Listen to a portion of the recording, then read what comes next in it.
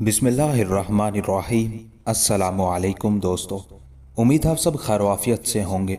शोलों का कफन, मुसन्निफ खान आसिफ, एपिसोड 12। मेरे नज़दीक बस एक ही सूरत है कि आप माई भानुमति से राब्ता कायम करें। विक्रम सिंह ने किसी झिझक के बगैर कहा। सन्यासी अनंत पाल भी माई का बहुत एहतराम करते थे। अब उनके सिवा चित्तौड़ में और कौन रह गया है जो मुस्तकबिल के राजों को मुनकशिफ कर सके। विक्रम सिंह के मशवरे पर राजा रतन सिंह बुरी तरह चौंक उठा और रानी पद्मनी पेचोताब खाने लगी। फिर उससे बर्दाश्त न हुआ तो चीख उठी, आप सम्राट को एक तवाइफजादी के सामने दामन फैलाने की तरगीब दे रहे हैं। क्या अब राजपूतों की आन इस तरह नीलाम होगी? विक्रम सिंह ने उस इल्जाम तराशी के नश्तर को बड़ी मुश्किल से सीने पर रोका और फिर बहुत अफसोसनाक लहजे में कहने लगा, महारानी, आप शायद नहीं जानती कि भानुमति की मां रूपमती को राजपूत सरदार ने धोखा दिया था। रूपमती एक गरीब सिपाही की बेटी थी और राजपूत सरदार अजीत सिंह ने सैकड़ों कस्में खाकर बमल शाह के मंदिर में भगवान शंकर को गवाह बनाते हुए रूपमती से खुफिया शादी कर ली थी। फिर जब जरपरस्त मुआशरे में जाहो इक्तदार का सवाल उठा तो अजीत सिंह ने रूपमती को पहचानने से इनकार कर दिया और गरीब रूपमती को अपनी ऐश परस्तियों की जिंदा निशानी देकर दूसरे राजपूत सरदार किन्नौर सिंह की नौखेज बेटी से शादी कर ली। रूपमती के माँ बाप रुसवाई के खौफ से खुदकुशी करके मर गए, मगर वो खुद भानुमति की पैदाइश तक जिंदा रही। रूपमती बेगुनाह थी, इसलिए अपनी सच्चाई साबित करने के लिए हालात से जंग करती रही, मगर अजीत सिंह के हाथ बहुत दराज थे। उसने मुस्तकबिल के किसी दावे के खौफ से रूपमती को जहर दिलवा दिया। उस वक्त भानुमति की उम्र 6-7 साल थी। मरते वक्त माँ ने बेटी को सब कुछ बता दिया था कि इस बेरहम मुआशरे के हाथों उस पर क्या गुजरी है, और आखिर सिसकियों के दरमियान ये हिदायत भी कर दी थी कि उसके मरने के बाद वो मंदिर के नेक दिल पुजारी सतराम की पनाह में चली जाए। बेसहारा भानुमति मंदिर में चली गई और पुजारी सतराम ने अपनी बेटी से ज्यादा उसके निगहदाश्त की। भानुमति के जहन पर उस संगीन हादसे के असरात इतने गहरे थे कि वो दुनिया वालों से शदीद नफरत करती थी, और ये नफरत उस वक्त और भी बढ़ जाती थी जब मंदिर में आने वाली उससे बड़ी उम्र की लड़कियां भानुमति पर उंगलियां उठाती थी कि उसका बाप नहीं है। ऐसे नाजुक मौके पर पुजारी सतराम अपनी बेलौस मोहब्बत देकर उसके मासूम जहन को गुबार आलूद होने से बचाने की कोशिश करता था, मगर जहर फिर जहर था। कतरा कतरा कानों में टपक कर दिल की तरफ उतरता ही रहा। जिन लोगों को भानुमति का बचपन याद है वो उसकी गिरियावजारी को भी नहीं भूलेंगे। वो दिन रात देवताओं से अपनी माँ का इंसाफ मांगती थी। फिर जब भानुमति के साथ इंसाफ किया गया तो सरदार अजीत सिंह की दूसरी नौखेज बीवी आग में जलकर मर गई। उस मौके पर लोगों ने अजीत सिंह को बहुत समझाया कि वो भगवान से डरे और अलल ऐलान अपनी बेटी को उसके जायज हकूक दे दे, मगर वो खानदानी गरूर के नशे में यही कहता रहा कि रूपमती जैसी औरतें सरदारों के महल्लात की जीनत बढ़ाने के लिए नहीं, सिर्फ दाश्ता ही बन सकती हैं, एक बीवी नहीं। अजीत सिंह ने बड़ा तकब्बुर किया था, और फिर जब कोड़ी हो जाने के सबब उसे तमाम रिश्तेदारों ने बस्ती से बाहर निकाल कर फेंक दिया तो वो भानुमति ही थी जिसने दिन रात अपने बाप की खिदमत की। मगर अजीत सिंह बड़ा सफाक इंसान था। जब तक उसकी जबान भी कोड़ के असरात से गल कर जमीन पर नहीं गिर गई, उस वक्त तक भानुमति की खिदमत के सिले में कसीफो गलीज गालियां ही देता रहा। यहाँ तक एक दिन उसके सारे आज़ा गल गए और वो गोश्त का सुर्ख लोथड़ा बनकर रह गया। फिर जब दस्ते अजल ने उसकी जान सलब की तो अजीत सिंह की आंखों में गिदड़ों लोमड़ियों जैसा खौफ था, और फिर वो खौफजदा आंखें हमेशा के लिए बुझ गईं। ऐसी इबरतनाक फिजा में भी भानुमति ही की जात थी जिसने अजीत सिंह का आखिरी क्रियाक्रम किया और कसाब बाप की चिता को आग लगाई। लोगों का ख्याल था कि भानुमति इस तरह रियासत के लोगों की हमदर्दियां हासिल करना चाहती थी, मगर बाद के वाकयात ने साबित कर दिया कि वो मंदिर में आने वाले किसी शख्स का मुंह देखना भी गवारा नहीं करती थी। उसे इंसानों से नफरत थी, और फिर यही नफरत बढ़ते बढ़ते देवताओं के खिलाफ नफरत में तब्दील हो गई। वो बचपन ही से कहा करती थी कि एक दुनिया के इतने मालिक नहीं हो सकते। फिर वो एक खुदा के ध्यान में गुम हो गई और उसे इतना ज्ञान हासिल हो गया कि अगर किसी बड़े से बड़े पंडित को भी निगाहे करम से देख लेती तो उसके बदन में आग लग जाती। यही वो हादसा था जिसने भानुमति को जलाल का पैकर बना दिया है। अब वो किसी इंसान से मिलना भी गवारा नहीं करती, और लोग खुद भी उसके सामने जाते हुए डरते हैं। वो कोई भी रूप धार ले, मगर हम एक तवाइफजादी के दरवाजे पर भीख मांगने नहीं जाएंगे, चाहे रियासत चित्तौड़ का एक एक सतून हवा में उड़ जाए और हमारे जिंदा जिस्म पत्थरों की चट्टानों में दबकर हमेशा के लिए खामोश हो जाए। یہ کہہ کر رانی پدمنی اپنی خوابگاہ میں چلی گئی اور راجا رتن سنگھ اداس نظروں سے وکرم سنگھ کی طرف دیکھنے لگا۔ سمراٹ، کبھی کبھی جنگ جیتنے کے لیے اپنی فوجیں پیچھے بھی ہٹانی پڑتی ہیں اور کبھی مناسب موقع کی تلاش میں دشمن سے دب کر بھی معاہدہ کرنا پڑتا ہے۔ اسے ایک جنگی حکمت عملی ہی سمجھ لیجیے۔ وکرم سنگھ نے راجا چتوڑ کو سمجھانے کی بہت کوشش کی، مگر وہ رانی پدمنی کے حسن کا غلام تھا، اس لیے اس مغرور عورت کی رضامندی کے بغیر کچھ نہیں کر سکتا تھا۔ جب صورتحال قابو میں نہ سکی تو وکرم سنگھ نے اجازت طلب کرتے ہوئے کہا، اس ہنگامہ خیزی میں راجدوت سے بھی ملاقات نہیں ہو سکی ہے، میں اس کے پاس جا رہا ہوں۔ یہ کہہ کر وکرم سنگھ اٹھا اور طویل راہداری سے گزرتا ہوا آفریدی کے کمرے میں داخل ہو گیا۔ مہامنتری سلطان کے راجدوت کا چہرہ دیکھتے ہی حیران رہ گیا۔ آفریدی کی سرخ و سفید رنگت ہلکی سیاہی میں تبدیل ہو گئی تھی، آنکھیں متورم تھی جیسے وہ بہت دیر تک روتا رہا ہو۔ 2 دن سے اس نے کھانا بھی نہیں کھایا تھا۔ وکرم سنگھ کو دیکھتے ہی چیخا، سنیاسی کہاں ہے؟ مجھے ان کے بارے میں کوئی خبر نہیں دیتا۔ تمہارے محافظ سپاہی کیسے شفاق ہیں؟ اب تم آئے ہو تو مجھے ڈھارس سی ہوئی ہے کہ شاید تمہاری زبانی سنیاسی کا کچھ حال معلوم ہو سکے۔ آفریدی کی آنکھوں میں وحشت تھی اور لہجے میں ایک عجیب سا درد تھا۔ سنیاسی آنند پال ٹھیک ہیں، مگر انہیں تبدیلی مذہب کے جرم میں حوالہ زندان کر دیا گیا ہے۔ وکرم سنگھ نے آفریدی کی بے قراری دیکھتے ہوئے جھوٹ بولنا ہی مناسب سمجھا۔ نہیں مہامنتری، تم مجھ سے کچھ چھپا رہے ہو، آفریدی نے تیز آواز میں کہا۔ میں مسلسل 3 راتوں سے سنیاسی کو خواب میں دیکھ رہا ہوں کہ ان کی زبان کاٹ دی گئی ہے اور وہ مجھ سے کہہ رہے ہیں کہ بیٹے میں دنیا سے جا رہا ہوں۔ آفریدی کے بیان میں اس قدر خلش اور بے ساختگی تھی کہ مہامنتری وکرم سنگھ لرز کر رہ گیا۔ مہامنتری، مجھ سے جھوٹ نہ بولیے کہ اس جھوٹ کے بڑے خوفناک نتائج برآمد ہوں گے۔ سنیاسی کا قتل کسی ہندو کا قتل نہیں، ایک مسلمان کی ہلاکت ہے، اور اس ہلاکت کا حساب پوری ریاست چتوڑ پر قرض ہے۔ خیر، میں تو اپنی زندگی سے مایوس ہو چکا ہوں، لیکن میرے بعد آنے والے سنیاسی کے قتل کا انتقام اس طرح لیں گے کہ تاریخ ہند میں صرف راجپوتانے کا ذکر باقی رہ جائے گا اور زمین اپنا نشان تک کھو بیٹھے گی۔ آفریدی کا لہجہ آتش فراق سے جل اٹھا تھا اور اس کی آنکھیں اشک بار ہو گئی تھی۔ راجدوت کے جذبوں کا یہ علم انگیز مظاہرہ دیکھ کر خود وکرم سنگھ بھی رونے لگا تھا۔ بیٹے، تم نے تو اپنے دل کا غبار آنسوؤں سے دھو دیا۔ میں اس درد کو کہاں لے جاؤں جس کی شدت سے میرا سینہ 2 نیم ہوا جاتا ہے۔ تم کیوں نہیں سمجھتے کہ میں اس بھری ریاست میں سنیاسی کا تنہا عقیدت مند ہوں؟ تم نے خواب میں آنند پال کی شکستہ حالت دیکھی ہے اور میں تو خود اپنی جاگتی آنکھوں سے اسے مرتے اور پھر آگ میں جلتے دیکھ کر آ رہا ہوں۔ صبر کرو، میں تمہارا ہمدرد ہوں۔ یہ کہہ کر وکرم سنگھ نے سنیاسی آنند پال کی زبان کاٹے جانے اور پھر مندر کی دیوار پر خوفناک تحریر لکھنے اور آخر میں ایڑیاں رگڑ رگڑ کر مر جانے کے تمام واقعات آفریدی کو سنا ڈالے۔ یہ فسانہ غم اتنا اذیت ناک تھا کہ آفریدی پاگل سا ہو گیا۔ وہ چیخ چیخ کر راجپوتوں کے اس نظام آمریت کو ذلیل کرنا چاہتا تھا، مگر وکرم سنگھ کی عاجزانہ درخواست نے اسے اظہار غضب سے دور رکھا۔ تم 2 دن سے بھوکے ہو، یکایک مہامنتری نے موضوع بدلتے ہوئے کہا۔ میں اس غم میں 2 مہینے بھی بھوکا رہ سکتا ہوں۔ آفریدی کے ہونٹوں پر آگ روشن تھی۔ تمہیں کچھ دن کے لیے اپنے ہوش و حواس پر قابو رکھنا ہوگا۔ تمہارے لیے اس شخص کی نصیحت ہے جس سے تمہارا کوئی رشتہ نہیں ہوتا۔ وکرم سنگھ اٹھ کھڑا ہوا۔ مجھے یقین ہے کہ تم مجھ بوڑھے انسان کی خوشگمانیوں کا بھرم رکھو گے اور ان لوگوں کے سامنے اپنی زبان کو ہرگز جنبش نہیں دو گے۔ اتنا کہنے کے بعد وکرم سنگھ چلا گیا اور آفریدی نے دل پر جبر کر کے چند لقمے اپنے حلق سے اتارے، مگر ایک لمحے کے لیے بھی وہ سنیاسی آنند پال کے منہ سے بہتے ہوئے خون کو فراموش نہ کر سکا۔ دوسری رات بھی اسی طرح گزر گئی۔ اندھیرے ہر شے کو نگل گئے تھے اور سرکش ہواؤں نے راج محل کی بنیادیں تک ہلا کر رکھ دی تھی۔ ایسا محسوس ہوتا تھا کہ ابھی کچھ دیر میں بہترین صناؤں کی بنائی ہوئی یہ عمارت اپنا وجود کھو بیٹھے گی۔ اسی رات کوئی نصف شب کے قریب رانی پدمنی نے خواب دیکھا کہ وہ وحشی انسانوں کے ہجوم میں گھری ہوئی ہے۔ ان کے تیر اور نیزے پدمنی کے سرو و سیمن جیسے جسم میں پیوست ہو گئے ہیں۔ منظر اس قدر خوفناک تھا کہ رانی پدمنی چیختی ہوئی اٹھ بیٹھی۔ اس کی جگر خراش چیخ سے راجا رتن سنگھ نے بھی اپنی مخمور آنکھیں کھول دی۔ پھر جب رانی پدمنی نے سمراٹ کو اپنا خواب سنایا تو رتن سنگھ لڑکھڑاتی ہوئی زبان میں کہنے لگا، یہ سیاہ طوفان مہاراج رام دیو کے منتروں سے نہیں رکے گا۔ ہمیں اپنی غرض کے لیے اس طوائف زادی کے دروازے پر بھی جانا ہوگا۔ راجا رتن سنگھ نے سرگوشی کے انداز میں کہا، بس ایک بار یہ طوفان ٹل جائے پھر ہندو دھرم کی اس دشمن پر بھی چتوڑ کی زمین تنگ ہو جائے گی۔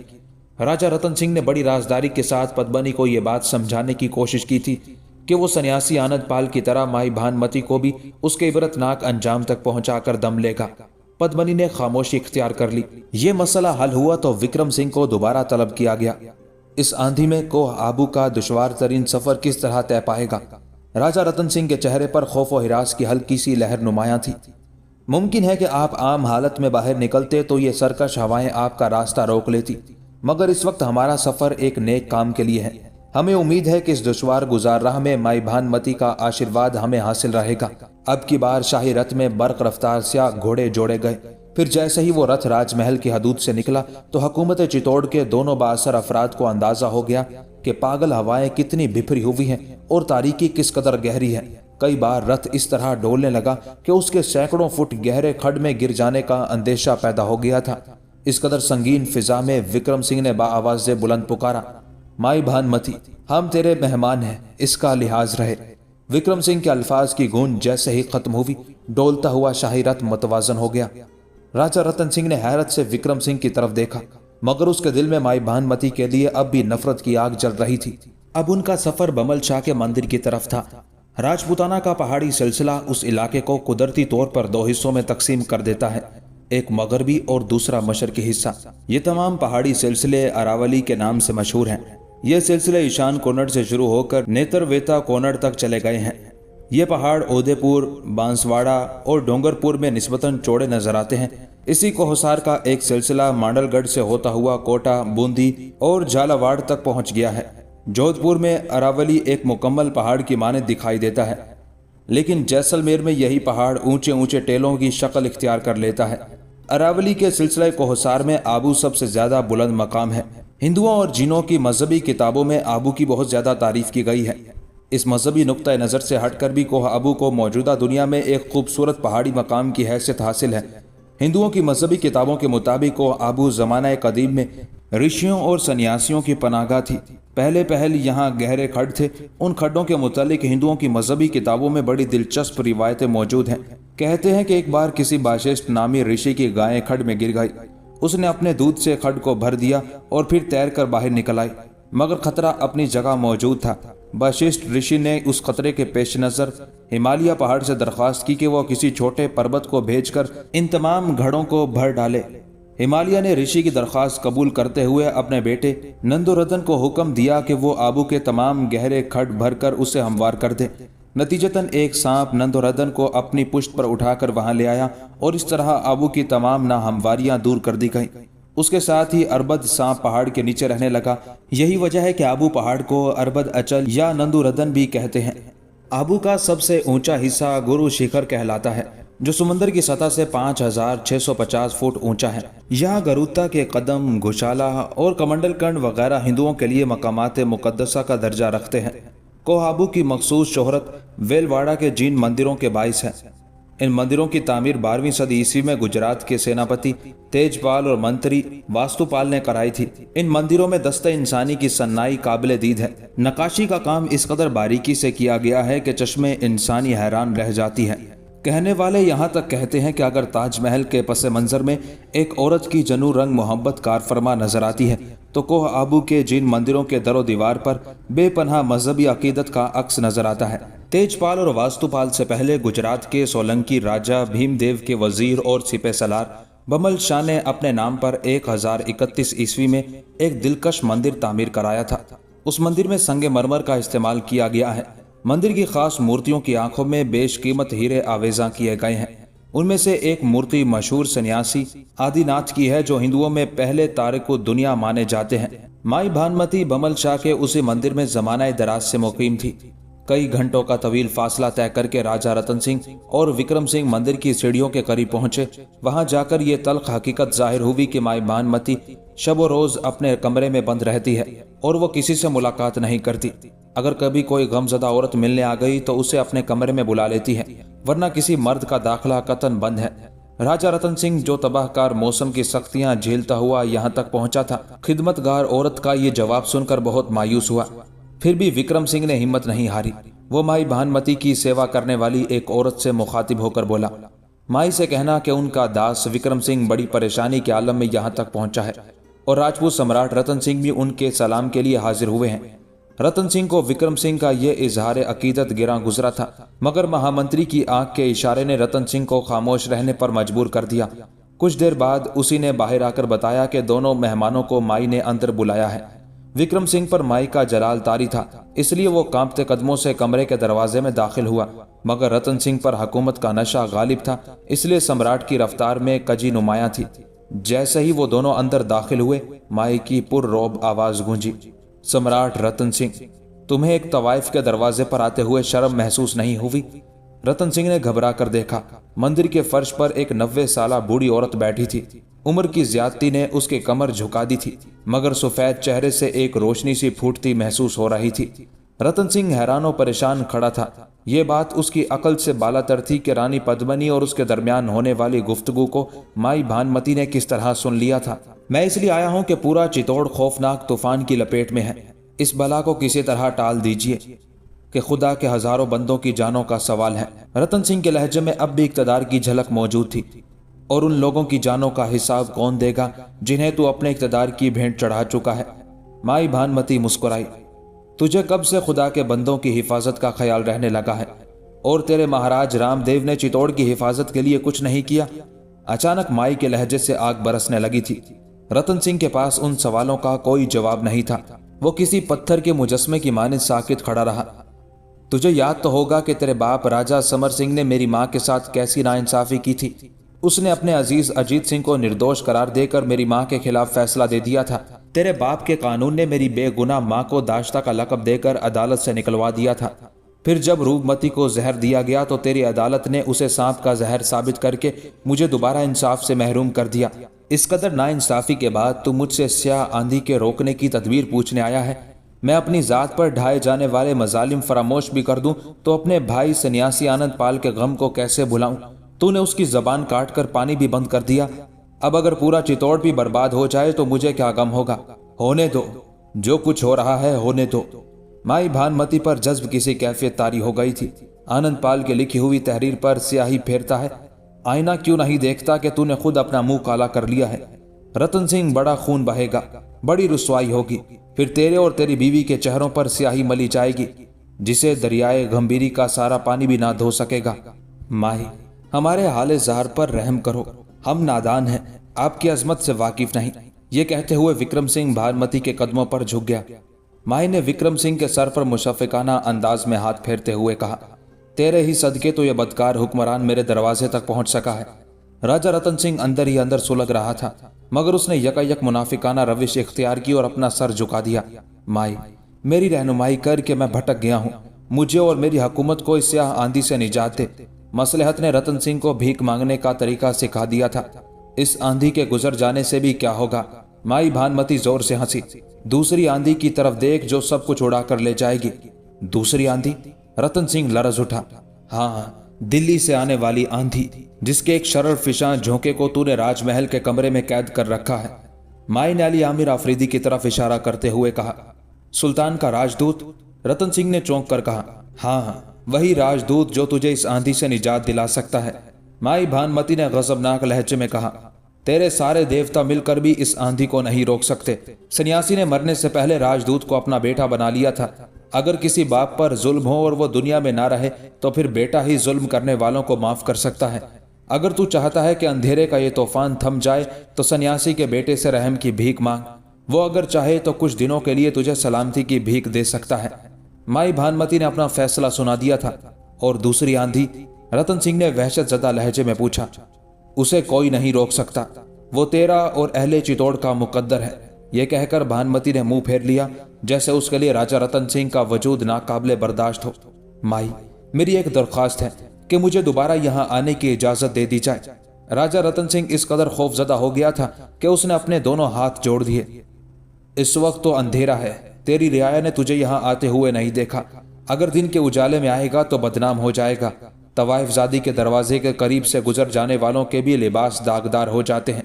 और फिर तू तो अंदर चलाया है, बस बहुत हो चुका। वापिस जाओ, राजदूत की खुशामद कर, वरना यही आंधी तुझे और तेरे इक़्तिदार को खा जाएगी। माई के लहजे से चिंगारियां फूट रही थी। जिल्लत और रुसवाई के बावजूद रतन सिंह का अयार जहन पूरी तरह जाग रहा था। राजदूत के नाम पर उसके जहन में बर्क सी लहरा गई थी। रतन सिंह ने घबरा कर कहा, माई बस इतना और बता दे कि राजदूत दिल्ली से क्या खुफिया पैगाम लेकर आया है। रतन सिंह की बेकसी काबिले दीद थी। उस पैगाम को सुनने में जल्दी कर, अगर ताखीर हो गई तो फिर वो पैगाम भी नहीं सुन सकेगा। माई भानुमती ने नफरत आमेज लहजे में कहा, इस गुंबद में चीख का जवाब सिर्फ चीख है, कोई नगमा या फिजा नहीं। राजदूत तेरे लिए वो पैगाम लेकर आया है जिसकी गूंज सारी दुनिया में सुनाई देगी। वह उस औरत की खूबसूरती का इनाम होगा जो अपनी हम जिन्सों को तवाइफ कहकर पुकारती है। वो सुल्तान का भेजा हुआ एक ऐसा कीमती तोहफा है जिसे कबूल करने के बाद तेरे इक़्तिदार में मजीद इजाफा हो जाएगा। राजा रतन सिंह घबराहट में माई भानुमती के लहजे की नश्तरियत को महसूस नहीं कर सका और तेज रफ्तारी के साथ मंदिर से निकलकर शाही रथ में सवार हो गया। माई भानुमती के अंदाजे गुफ्तगू ने उसे बड़ा सदमा पहुंचाया था। किसी औरत की रूहानी कुव्वत अपनी जगह, मगर रतन सिंह भानुमती को एक राजपूत सरदार की नाजायज औलाद ही समझता था। रतन सिंह को बड़ा कल्क था कि विक्रम सिंह की मौजूदगी में उसकी तमाम अजमतों को एक औरत ने पामाल कर डाला था और वो एक मफलूज इंसान की मानित पथराई हुई आंखों से अपनी जिल्लत का तमाशा देख रहा था। रतन सिंह की नफरत की एक वजह यह भी थी कि माई भानुमती ने उसके बाप दादा के सदियों पुराने मजहब की तहकीर की थी और साथ ही साथ ये खौफनाक पेशगोई भी कर दी थी कि दिल्ली से आने वाले मलीचों के घोड़ों के सुम चित्तौड़ की सरजमीन को रौंद डालेंगे और उसका इक़्तिदार हमेशा के लिए खत्म हो जाएगा। रतन सिंह ने आलम जबर में ये तमाम बातें सुनी थी और वो किसी एक हरफे तहकीर का भी जवाब ना दे सका था। रतन सिंह के सीने में नफरत और गजब की आग सुलग रही थी और वो उसके धुएं को विक्रम सिंह की नजरों से छुपाने की कोशिश कर रहा था। फिर जब वो उसी आग में सुलगता हुआ राजमहल में पहुंचा तो रानी पद्मनी बेचैनी से उसका इंतजार कर रही थी। क्या हुआ सम्राट? पद्मनी ने शोहर के चेहरे का बिगड़ा हुआ रंग देखकर पूछा। राजा रतन सिंह कुछ देर तक खामोशी से उस औरत की तरफ देखता रहा जिसके तौबा शिकन हुस्न ने बड़े फितने खड़े कर दिए थे। राजपूत सम्राट का दिल चाहा कि आज वो पद्मनी के साथ कनीजों जैसा सलूक करे, उसके सर्वो सुमन जैसे जिस्म पर तशद्दुद के निशानात उभारे और फिर उसे जलील करके अपने इशरत कदे से बाहर निकाल दे, मगर नफरत और कहर का यह रंग बहुत आर्जी था। रतन सिंह रानी पद्मनी के सामने खुद को उस हिरन की तरह समझने लगा था जो शेर के खूनी पंजों की जद पर आकर दहशत से सहम गया हो। रामदेव की पूरी साहिराना जिंदगी का बस यही कमाल था कि उसने मुख्तलिफ मंत्र आजमा कर रतन सिंह को रानी पद्मनी का जर खरीद गुलाम बना दिया था। आपका चेहरा बुझा बुझा क्यों है? क्या उस तवाइफजादी के पास भी इस आंधी का कोई हल नहीं? रानी पद्मनी की रौनक फिर लौट आई थी। मैं तो पहले ही इसके लिए आमादा नहीं थी कि आप एक जमाने भर की ठुकराई हुई औरत के दरवाजे पर चित्तौड़ की सलामती की भीख मांगने जाएं। भगवान के लिए अपनी जबान बंद रखो। उस बूढ़ी जादूगरनी को इस कमरे में की जाने वाली बातों की भी खबर हो जाती है। तुम जज्बों को अपने दिल में कैद रहने दो कि जबान की कोई जुम्बिश हमारे हक में नहीं है। रतन सिंह बुरी तरह सहमा हुआ था। रानी पद्मनी ने मसलहतन खामोशी इख्तियार कर ली और राजा रतन सिंह उसे माई भानुमती की तमाम बातें झूठ की रंग आमेजी के साथ सुनाने लगा। रतन सिंह ने चित्तौड़ की तबाही के तमाम जिक्र को हज़फ कर दिया था और रानी पद्मनी को सिर्फ ये खुशखबरी दी थी कि इस आंधी को राजदूत के सिवा कोई नहीं रोक सकता। राजदूत का नाम सुनकर गरूरे हुस्न लौट आया था और पद्मनी की पेशानी अनगिनत लकीरों से भर गई थी। राजदूत, एक अदना इंसान, एक हकीर खादिम, क्या हमें उसके एहसानात का भी बार उठाना पड़ेगा? अब आफरीदी की आमादगी का मसला था। महामंत्री विक्रम सिंह उसके कमरे में पहुंचा तो वो बहुत उदास था। विक्रम सिंह को देखते ही अली आमिर बेइख्तियार बोल उठा, सन्यासी आनंदपाल रात भी मेरे ख्वाब में आए थे। क्या कह रहे थे? विक्रम सिंह ने घबरा कर रिक्कत आमेज लहजे में पूछा। कह रहे थे कि मेरी खाक परेशान कर दी गई, अब गुबार और धुएं के सिवा चित्तौड़ में क्या रह गया है, अब तुम भी अपने घर चले जाओ। ये कहते कहते अली आमिर आबदीदा हो गया था। राजदूत, तुम यकीनन इज्जत व एहतराम के साथ अपने घर वापस जाओगे, मगर अभी तो तुम्हारा फरीज़ा सफारत बाकी है। क्या इसकी तकमील किए बगैर तुम दिल्ली लौट जाना पसंद करोगे? विक्रम सिंह चित्तौड़ को तबाही से बचाने के लिए आफरीदी के दिल से नफरत का गुबार धोने की कोशिश कर रहा था। मनसब सफारत की तकमील के बगैर तो आफरीदी नहीं रह सकता। अली आमिर का लहजा पुरजोश हो गया था। मगर मैं यहाँ तन्हा हूँ और मेरी तन्हाई से बड़े नाजायज फायदे उठाए जा रहे हैं। किसी मुहज्जब हुकूमत ने किसी गैर मुल्की सफीर से ये वहशियाना सलूक नहीं किया होगा। अफरीदी की जबान पर हरफ शिकायत इस तरह आया कि विक्रम सिंह शर्मसार नजर आने लगा। यह आंधी सन्यासी आनंदपाल की बद्दुआओं का नतीजा है। विक्रम सिंह आहिस्ता आहिस्ता अपना मुद्दा बयान कर रहा था। सन्यासी ने मरने से पहले तुम्हें अपना रूहानी फर्जंद करार दिया था। अब अगर बाप किसी जुल्म का शिकार हो जाए तो उसके कत्ल का दावा कौन करेगा? विक्रम सिंह ने बड़ी जहानत से सवाल किया। मैं, علی عامر آفریدی اور لاکھوں فرزندان توحید کے جانے والا ہمی میں سے ایک تھا۔ یکایک سوزے دروں سے آفریدی کا چہرہ جل اٹھا تھا اور ہونٹوں سے تلخیوں کی بارش ہونے لگی تھی۔ اور اگر سنیاسی کے قتل کی معافی کا سوال اٹھے تو اسے کون معاف کرے گا؟ وکرم سنگھ نے بڑے تدبر کے ساتھ دوسرا سوال کیا۔ پہلے تو یہ ممکن نہیں، اور اگر بالفرض ایسا ہوا بھی تو معافی کے فرائض بھی پوری مسلمان قوم انجام دے گی۔ آفریدی بڑے بے باکانہ لہجے میں جواب دے رہا تھا۔ تو پھر سنیاسی کے قتل کو معاف کر دو کہ اس طرح لاکھوں معصوم جانیں بچ جائیں گی۔ وکرم سنگھ کی گفتگو میں ابھی تک ابہام تھا۔ مہا منتری، میں کچھ بھی نہیں سمجھا۔ علی عامر حیران نظر آ رہا تھا۔ یہ آندھی اس وقت تک نہیں ٹھہرے گی جب تک تم اپنے روحانی باپ کا خون معاف نہیں کرو گے۔ بالآخر مہا منتری وکرم سنگھ نے اپنے دل کی بات کہہ ڈالی۔ آفریدی کچھ دیر تک خیالات میں گم رہا، پھر طنز آمیز لہجے میں کہنے لگا، ہمارے مذہب میں آنکھ کا بدلہ آنکھ، کان کا بدلہ کان اور ناک کا بدلہ ناک ہے۔ رام دیو نے سنیاسی کا پورا جسم جلا ڈالا۔ اب انصاف یہی ہے کہ رام دیو کو بھی نظر آتش کر دیا جائے۔ مجھے یقین ہے کہ یہ سیاہ آندھی چند لمحوں میں رک جائے گی۔ علی عامر آفریدی نے اپنا فیصلہ سنا دیا تھا۔ آفریدی، میں جانتا ہوں کہ تم سچ کہہ رہے ہو۔ وکرم سنگھ اچانک جذباتی ہو گیا تھا۔ انصاف کے تقاضے یہی ہوتے ہیں، مگر میں بھی تمہارے ایک بزرگ کی حیثیت سے درخواست کرتا ہوں کہ تم بے گناہ عوام کی خاطر اپنا طریقہ انصاف بدل ڈالو۔ وکرم سنگھ کا انداز ایسا تھا جیسے اس نے آفریدی کے سامنے دامن پھیلا دیا ہو۔ بے شک چتوڑ کے عوام بے قصور ہیں، مگر رام دیو کا گناہ ناقابل معافی ہے۔ میں اس کے کریہ جسم کو چتا کے شعلوں کے درمیان دیکھنا چاہتا ہوں۔ آفریدی کا لہجہ چٹانوں سے بھی زیادہ سخت ہو چکا تھا۔ راجہ رتن سنگھ کسی صورت بھی مہاراج رام دیو کو تمہارے حوالے نہیں کریں گے۔ وکرم سنگھ نے صورتحال کی نزاکت بیان کرتے ہوئے کہا، تو میں بھی اپنے مطالبے سے باز نہیں آؤں گا۔ آفریدی بھی کسی پتھر کے ستون کی طرح جمع ہوا تھا۔ پھر کیا یہ سارے معصوم بچے، بے گناہ دوشیزائیں، بے قصور عورتیں، بوڑھے اور بیمار مرد زمین کی خوراک بن جائیں گے؟ وکرم سنگھ نے انتہائی جذباتی لہجہ اختیار کر لیا تھا۔ آفریدی ایک بار پھر گہری سوچ میں غرق ہو گیا۔ اس کے چہرے پر شدید اذیت و کرب کے رنگ ابھر ابھر کر ڈوبنے لگے تھے۔ پھر سکوت کا یہ وقفہ طویل تر ہوتا چلا گیا۔ آفریدی، میں بھی سنیاسی کا عقیدت مند ہوں، اور انہی کے نام پر تم سے اہل چتوڑ کی زندگی کی بھیک مانگتا ہوں۔ شدت جذبات سے وکرم سنگھ کی آنکھیں چھلک اٹھی تھی۔ آفریدی منتقم خیالات کی دنیا سے نکل آیا۔ مہا منتری، آپ گواہ رہیں کہ میں اس وقت سنیاسی کے خون کا انتقام نہیں لے رہا ہوں، مگر جب بھی مجھے موقع ملے گا میں یہ قرض ادا کروں گا۔